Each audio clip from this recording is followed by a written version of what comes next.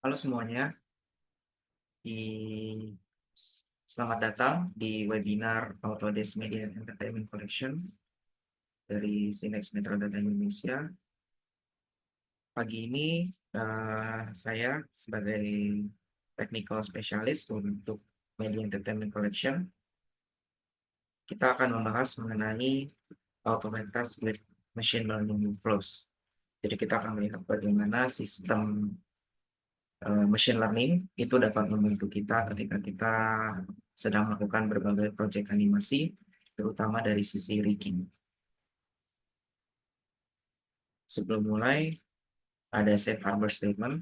Jadi, fitur-fitur yang nanti mungkin akan disebutkan itu merupakan perkembangan dari Autodesk yang terbaru, dan fitur ini bisa saja berubah atau mungkin hilang tanpa sepengetahuan sebelumnya. Jadi, silakan disaksikan untuk update yang sekarang, ya. Di masa depan bisa jadi sudah tidak ada atau mungkin bisa dilanjutkan kembali. Kita hari ini akan melihat, jadi ada beberapa agenda. Yang pertama, introduction untuk machine learning dan gimana machine learning bisa membantu kita mempercepat workflow pekerjaan kita. Kemudian kita akan lihat ke deep learning, bagaimana fundamental dari deep learning ini sendiri dan bagaimana caranya penggunaan kinematic solver ya di dalam neural inverse itu bisa membantu kita dalam melakukan deep learning ini.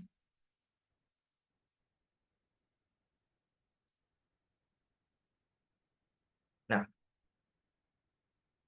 biasanya ketika kita membahas mengenai deep learning dan neural learning, ya, kita mengenal yang namanya neural network. Neural network ini sebenarnya merupakan approximator, ya, jadi dia fungsi dia adalah untuk memperkirakan apakah misalkan dalam konteks rigging yang akan kita lakukan itu akan berjalan sesuai path atau jalan yang kita sudah tentukan. Dan nanti kita akan lihat seperti apa konkretnya.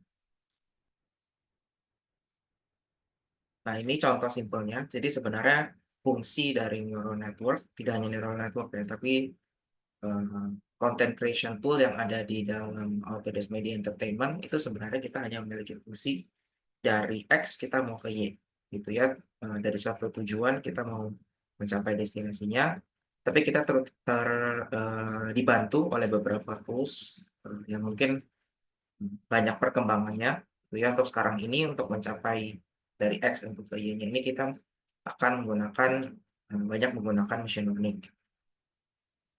Nah, ini beberapa yang sudah ada di Autodesk. Jadi kita sudah mengenal adanya fluid sim, ya, misalnya mungkin untuk simulasi cairan, simulasi gas. Kemudian ada shading, lighting, kita biasa ketemu ini di Arnold, deformation dan retopology, inverse kinematics ini kita bisa temukan di dalam Maya, ya, plot simulation juga di Maya dan mungkin 3ds Max. Kemudian procedural geometry ini biasa kita temukan di 3ds Max. Nah, ini contoh konkretnya, gitu ya. Jadi kalau untuk simulasi-simulasi kita sebenarnya ada beberapa. Ini di sini ada 7 ya. Jadi ada Navier-Stokes. Navier-Stokes ini sebenarnya tidak hanya kita temukan di media entertainment, tapi kita mungkin juga kenal di CFD, itu di manufacturing ya. Biasanya untuk kita apa ya, mencoba memanipulasi gas, itu ya, flow of gas, kita mau lihat gimana. Kemudian BRDF ini biasa kita temuin di Arnold untuk rendering, jadi melihat ray tracing biasanya namanya lainnya, melihat gimana cahaya itu bekerja gitu ya ketika mereka mengalami pantulan. Kemudian linear blend ini biasanya kita pakai ketika kita mau melakukan rigging, jadi untuk deformasi gitu ya.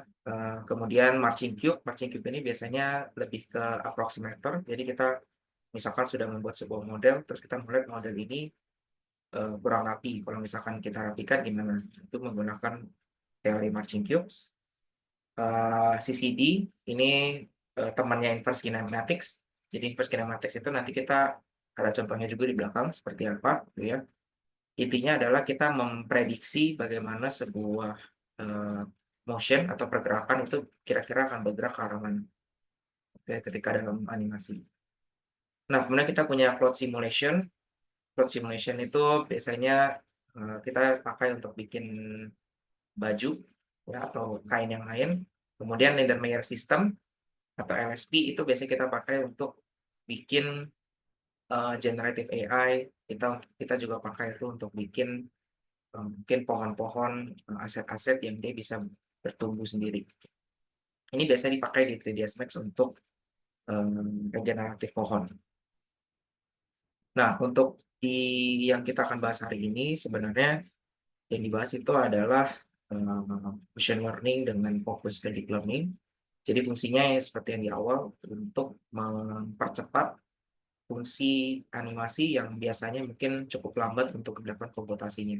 Gitu ya. Jadi kita X-nya itu kita dari original geometry, kemudian kita fungsi ininya ke deform geometry. Nah, biasanya original sampai deform ini memerlukan waktu yang lama karena mereka membutuhkan mungkin ada yang pakai rigging manual gitu ya. Mungkin kalau misalkan sudah pakai IK, inverse kinematics itu mungkin lebih cepat gitu ya karena IK ini bisa bisa memprediksi juga gitu ya kira-kira pergerakannya sampai mana. Nah, tapi kadang-kadang dalam deformasi itu kita bisa mengalami deformasi yang nggak benar gitu ya. Jadi fungsi IK itu semakin dibikin kompleks sama kontrol animasi yang berbasis LBS. Jadi dia harus melakukan prediksi prediksi pergerakannya mau kemana dan ini biasanya bikin jadi lambat. Nah, ini contoh videonya. Nah, video ini kita bisa melihat jadi ada animasi yang tanpa machine learning dan machine learning. Machine learning itu dia bisa membantu untuk melakukan animasi ini jauh lebih cepat. Oke, jadi nanti modelnya kita akan training modelnya gitu ya, kemudian kita baru apply ini ke dalam rigging kita. Dan hasilnya dia jadi lebih cepat. Nah, ini contoh pakai inverse kinematics yang tadinya 15 fps, kita dapat yang kira-kira sekitar 35 fps gitu. Jadi lebih cepat ya dari sisi animasi yang cukup kompleks. Nah, ini fungsi utamanya. Ini adalah teori utama yang kita pakai ketika kita mau bikin deep learning gitu ya. Jadi kita kenal AL ini biasanya current layer. Jadi apa yang output yang mau kita cari gitu ya. Nah, ini ada weight matrix dan output previous layer. Jadi karena ini pakai sistem deep learning dan machine learning, kita harus belajar dari hasil testing sebelumnya gitu. Makanya mungkin ada previous layer. Terus kita melihat weight matrix ini biasanya untuk melihat seberapa jauh kesalahan yang terjadi di sebelumnya gitu. Jadi kita karena tren dia misalkan dari A kemudian ke B ke E, nah kita harus melihat kan harus melalui B, C, dan D gitu ya. Nah, misalkan di suatu jalan itu dia agak-agak lari-lari ke B aksen atau C aksen, nah koreksi-koreksi itu yang menjadi faktor dari weight matrix-nya. Gitu ya. Kemudian kita punya bias. Bias ini biasanya dipakai sebagai preferensi tambahan. Jadi misalkan kita pengen oke, kita pengen dia lebih smooth, kita pengen dia lebih bergeraknya lebih styling. Jadi di styling gitu, geraknya kita pengen dia ke arah mana gitu ya. Apakah lebih kasar, apakah lebih halus, itu semua bisa dilakukan dari bias. Kemudian kita punya aktivasi sebagai aktivator geraknya. Gitu ya. Nah, ini kurang lebih yang akan kita lakukan. Jadi kita misalkan dalam hal rigging, itu biasanya kita kan bermain dengan tiga hal gitu ya. Biasanya itu ada si point rig-nya sendiri, kemudian kita punya skin, kemudian kita punya mungkin kalau misalkan ada IK, kita pakai IK berarti ada IK-nya. Nah, ini biasanya kita tujuannya adalah menggabungkan, jadi menggabungkan tiga sistem ini supaya mereka semua bisa di-train masing-masing dan kita dapat hasil yang banyak dan sesuai dengan keinginan kita. Nah, contohnya seperti ini. Ini ada sebenarnya kalau misalnya kita lihat ini seperti sendi kaki ya, sendi paha sampai lutut gitu ya. Tapi dalam hal ini berarti dia konteksnya mungkin mechanical ya, mekanis. Nah, di sini kita punya tiga titik. Jadi kita punya titik yang tengah di pangkalnya ya, pangkal di atas yang ada kotak ungu. Kemudian kita punya yang kedua ini yang bagian pahanya gitu ya, kemudian kita di bawah itu kita ada, tempat kaki dia berpijak. Nah itu 3 titik itu kita lakukan training machine learning gitu ya, dilakukan deep learning, kemudian sampai kita mendapatkan hasil, kurang lebih tujuannya adalah ketika, si kaki robot ini ingin memijak tanah gitu ya, dia otomatis bisa langsung, melihat apakah pijakannya di mana, beratnya di mana, sehingga dia bisa melakukan otomatis rigging dengan benar. Jadi kita mungkin kalau biasanya pakai forward kinematics atau inverse kinematics, kita masih harus, menganimasikan manual gitu ya dari sisi tanahnya. Nah kalau di sini dia bisa otomatis, memprediksi.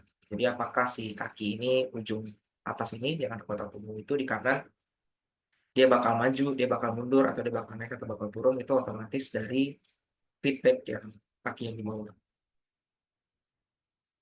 Nah ini contohnya, jadi kalau kita lihat di Maya, biasanya kita kenal ada 2, ada forward kinematics dan inverse, ya.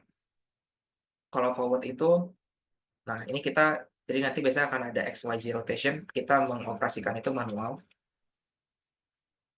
ya. Tapi kalau ketika kita lihat yang inverse, kita cukup menggerakkan satu titik, tapi dia sudah bisa menggerakkan beberapa sendi sekaligus.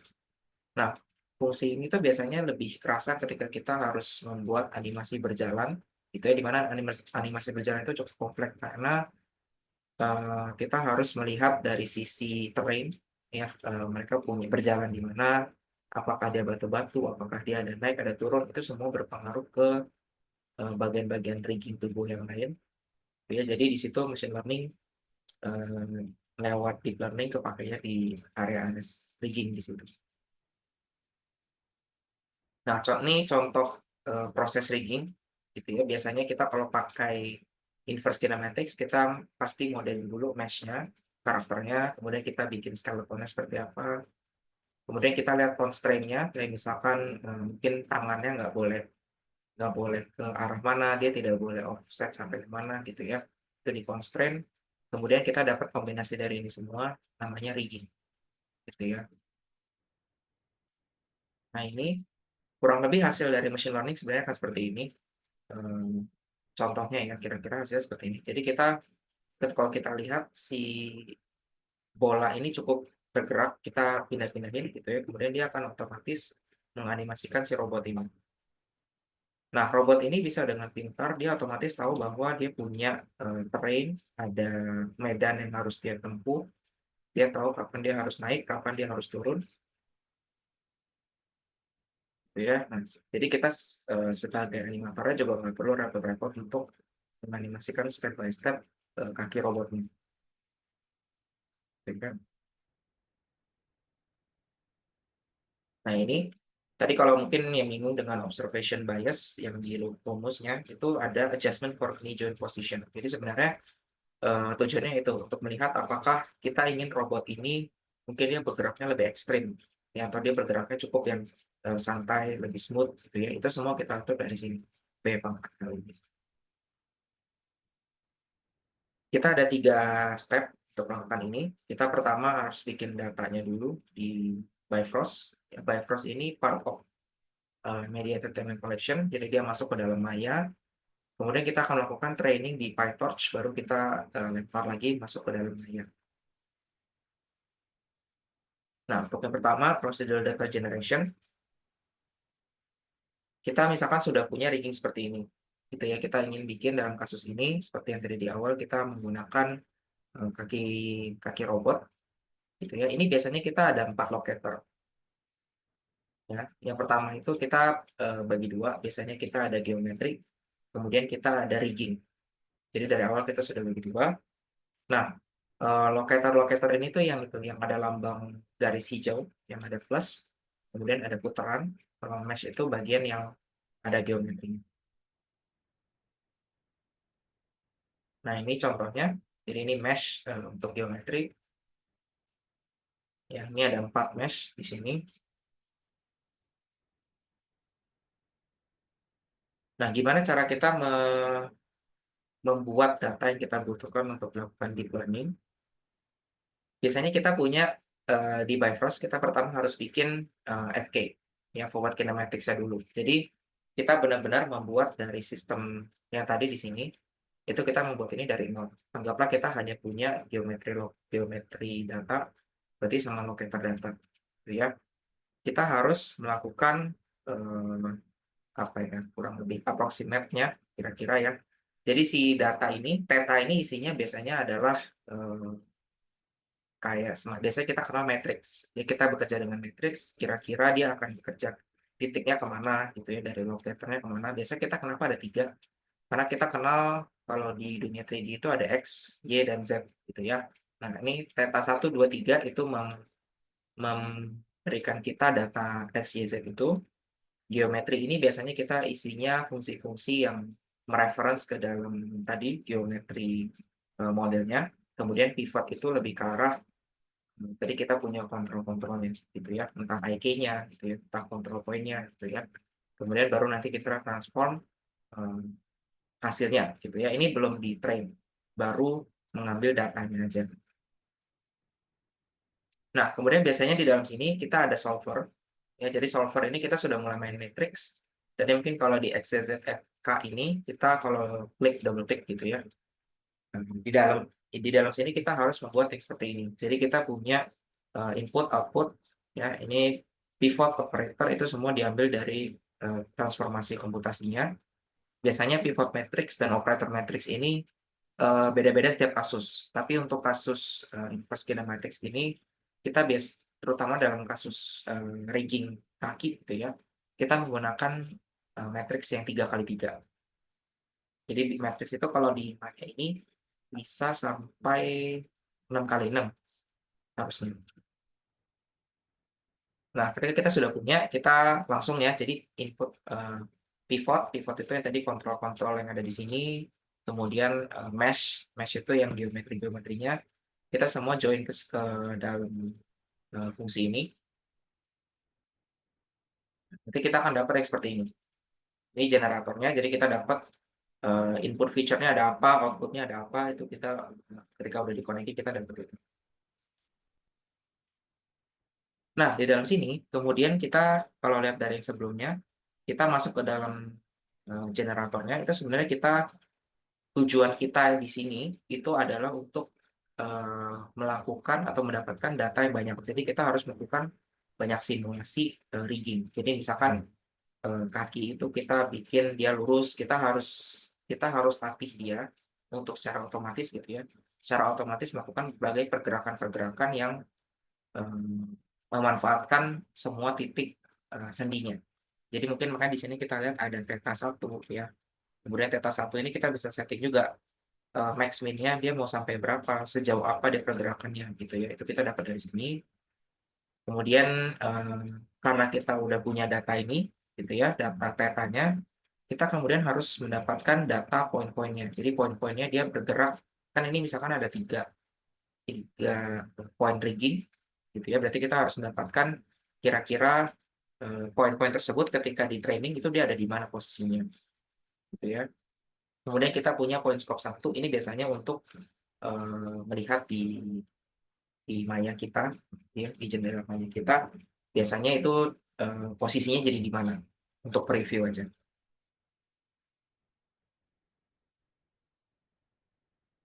Nah, ini hasil datanya. Jadi hasil data dari eh, matriks 3x3 yang ada di XZZ ini sama yang sudah kita lakukan tadi ya di sini mungkin ada theta 1 max min itu kita biasanya dapat hasil data seperti ini.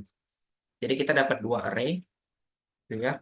Karena 3x3 itu kan biasanya kan kita melakukan kalkulasinya 3 kolom jadi 1, 2, 3 kemudian kita ditambahin lagi 2 kolom matriks kedua jadi 1, 2 ya. Nah, itu biasanya kita dapat data hasil seperti ini. Nah, data ini sebenarnya kalau dilihat itu sebenarnya koordinat. Jadi koordinat X, Y, dan Z dari masing-masing em, masing-masing gridnya. Gitu ya. Nah, ini ada sampelnya. Jadi ketika kita udah punya data data generator ini, kita langsung bisa referensikan ke dalam geometri mayanya lewat ini sampel scope. Nah, kita dapat hasil seperti ini. Jadi titik-titik ini mungkin terlihat seperti point cloud. Ini sebenarnya adalah hasil sementara dari training otomasi dari si deep learning ini. Jadi dia setiap kali dia melakukan pergerakan itu dicatat sebagai titik di sini. Hanya karena ini udah banyak banyak titik seperti ini, berarti dia sudah melakukan komputasi sekian menit. Ya, ini kalau dilihat ini ada sampelnya, jadi dia punya sekitar udah dapat sekitar 25.000 sampel. Nah ini locatornya. Jadi kalau kita lihat juga di sini dari hasil generator tadi mungkin kita sempat lihat ya, dia punya input titik. Jadi sebenarnya titiknya di mana? Nah ini ada construction point. Construction point itu yang hasilnya di sini. Jadi dia men-tracking titik-titiknya di mana aja. Kalau di sini kita punya, ini ada 5 locator. Ya ini kalau kita lihat di sini kita punya 5 juga. Jadi 1, 2, 3, 4, 5. Nah itu titik yang kita kita koleksi, kita kumpulkan untuk di-train di machine learning. Oke, data untuk generasi datanya kita sudah dapat, kita tinggal melakukan training datanya di PyTorch. PyTorch ini free, gitu ya, dia open source, biasanya tidak hanya dipakai di dalam Maya atau di dalam Bifrost, tapi biasanya orang yang pakai machine learning atau mungkin perlu coding yang lain itu juga pakai ini biasanya. PyTorch ini berbasis Python, ya. Jadi mungkin kalau yang pakai Dynamo, kemudian melakukan generative design di AEC, gitu, itu juga bisa menggunakan PyTorch untuk training data.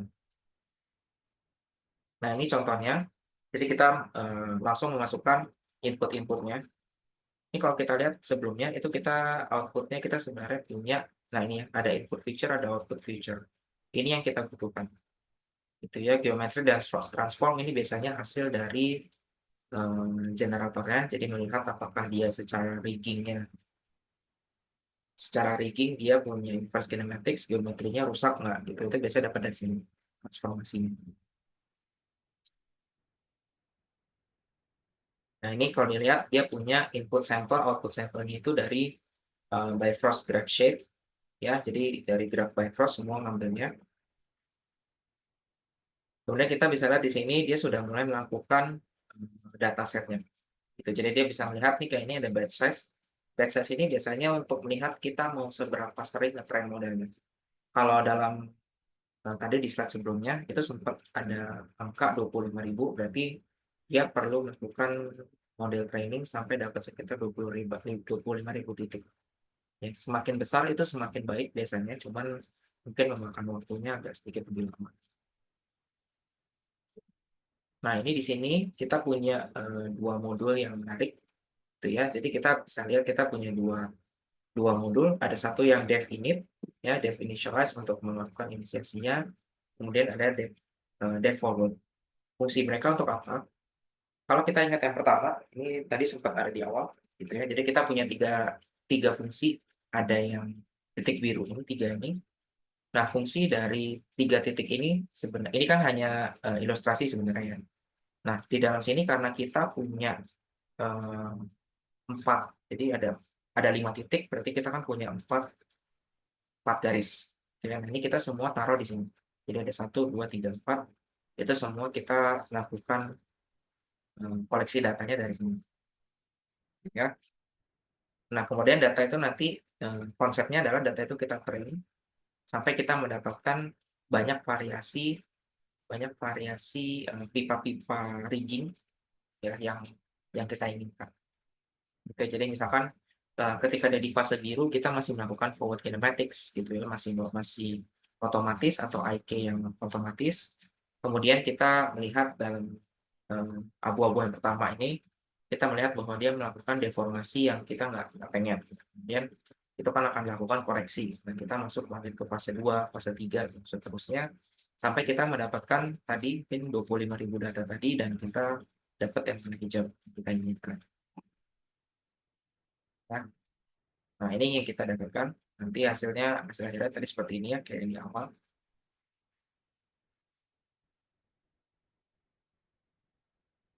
Jadi dia langsung otomatis tahu terrainnya ada di mana. Nah, dia langsung tahu ketika posisi si orb merahnya ini dia ada di bawah, dia tahu harus bergerak kakinya bergerak kemana. apakah dia harus berjalannya selancar apa atau harus mungkin dia mogok, nggak mau gerak gitu ya kalau terlalu tinggi, itu bisa dilakukan juga. Nah, beres kita model training di PyTorch, itu kita langsung balikin lagi ke dalam Maya. Ini ada beberapa apa ya istilahnya, titik, node yang kita perlu siapkan, gitu ya. Jadi ini untuk sebenarnya fungsinya untuk menampung data-data yang tadi kita sudah dapatkan dari hasil training di PyTorch. Jadi kita pasti perlu weight, ya, weight itu untuk data-datanya, mean itu biasanya untuk ngambil rata-rata, STD itu untuk ngambil standarnya, kita harus punya benchmark standar ya, dia seperti apa rigging. Kemudian kita punya layer, bias, dan di hal ini berarti kita punya 4 layer bias, itu ya, eee, sesuai dengan tipe rigging yang kita punya, gitu ya. Kemudian kita punya output standar dan output rata-rata seperti apa, seperti ini. Nah ini, biasanya ini ada, ReLU, ReLU, ya, itu biasanya kita temukan kalau kita sedang melakukan machine learning, ya, itu, eee, kita sering ketemu, dia biasanya fungsinya untuk jadi melihat apakah, mmm, sebagai yang ngecek lah. Jadi apakah machine learning yang kita lakukan ini udah sesuai standar atau belum. Itu makanya dia dilakukan beberapa kali. Ya, ini kalau di sini berarti dia dilakukan sekitar 3 kali ya dia muncul. Satu, 2, 3. Nah ini kemudian kita, dari compute IK masih masuk ya. Kalau tadi dari RLU itu masuk ke compute IK. Sekarang kita masuk lagi ke dalam linear satu, di dalam part of compute IK-nya. Itu biasanya, nah, di sini biasanya ada for each. For each itu untuk melihat, misalkan kali kita punya, rigging misalkan ada 5 titik. Nah, for each ini fungsinya adalah untuk melakukan hasil komputasi tadi, tapi kita apply ke dalam setiap setiap node yang kita memang pengen latih dan pengen, jadikan itu sebagai acuan, mmm, rigging, gitu ya. Jadi, kalau dalam hal di sini berarti mungkin karena kita tidak pernah menggerakkan pipa, kita gerakinnya sendinya. Jadi for each ini biasanya dipakai di dalam sendi, ya. Sum array, multiply itu semua bagian dari si machine learning-nya. Jadi semakin banyak, di multiply ini biasanya gitu ya, itu kita melihat, biasanya karena ada banyak sekali data yang masuk, sum array itu fungsinya untuk melakukan, penjumlahan semua. Jadi dia bisa lihat hasilnya kira-kira seperti apa, baru nanti di-output dan kita dapat data.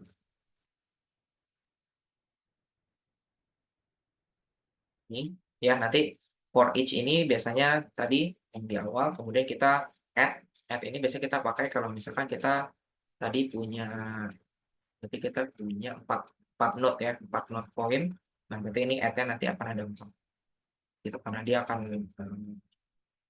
dia akan nambah-nambah semua, baru kita nanti dapat output-nya. Nah ini untuk ngecekinnya, kita biasanya pakai komponen ReLU.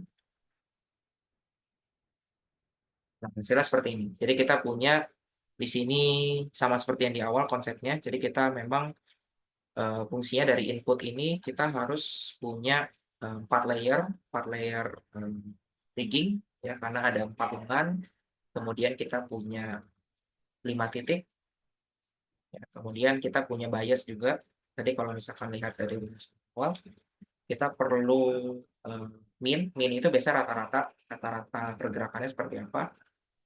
Nah, kemudian kita masukin ini ada detailnya, jadi masukin weight, masukin bias, weight ini biasanya kita perlu dia seberat apa, ya, baru kita dapat output theta.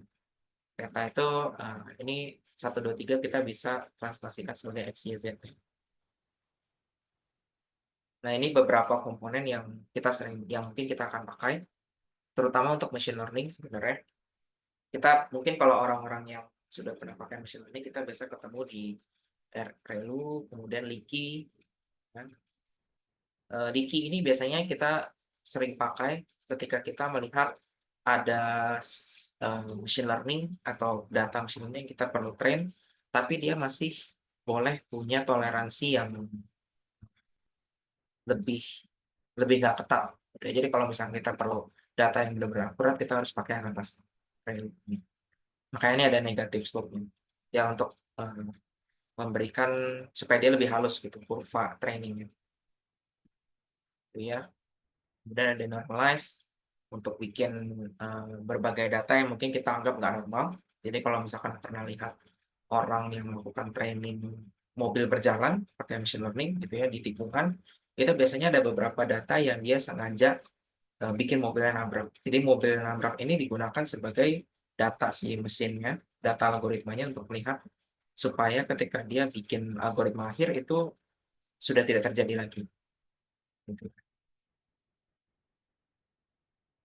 Nah, hasilnya nanti kalau misalkan kita sudah melakukan karakter yang cukup kompleks gitu ya, kita bisa coba lakukan yang seperti ini. Nah, ya seperti tadi itu kan sebenarnya seperti yang di video ini, itu sebenarnya merupakan rigging yang cukup kompleks gitu ya. Di video ini memang spesifik sebenarnya dipakai motion builder. Jadi motion builder itu kita biasanya melakukan motion tracking dari sini. Jadi data ini si orang rigging orang yang sedang beraktivitas ini di berputar ini itu sebenarnya didapat dari motion tracking. Jadi ada orang beneran yang melakukan pergerakan itu.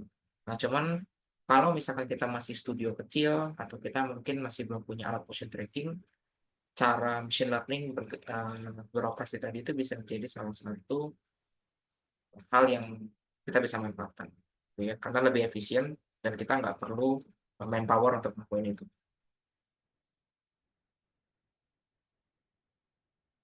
Oke, kurang lebih seperti itu kontennya.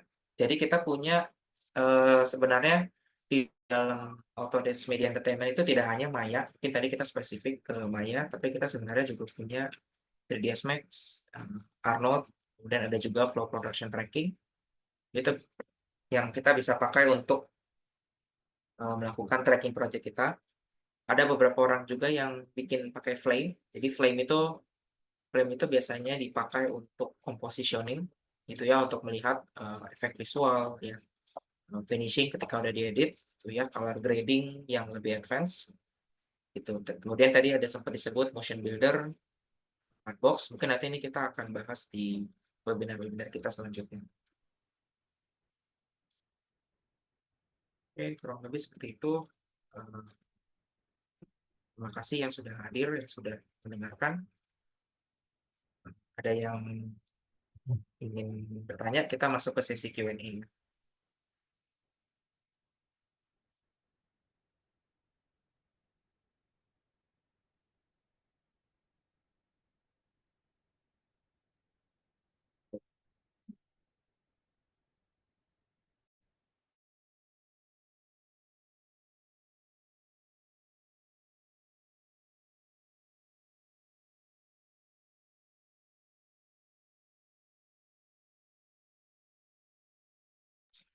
Mungkin khusus untuk media entertainment hari ini, bila yang hadir ada pertanyaan, nanti bisa kontak ke Opera Support, metrodata.co.id, dan nanti kita sini tim teknikalnya kita bakal bahas dan jawab pertanyaannya kalau misalkan ada pertanyaan.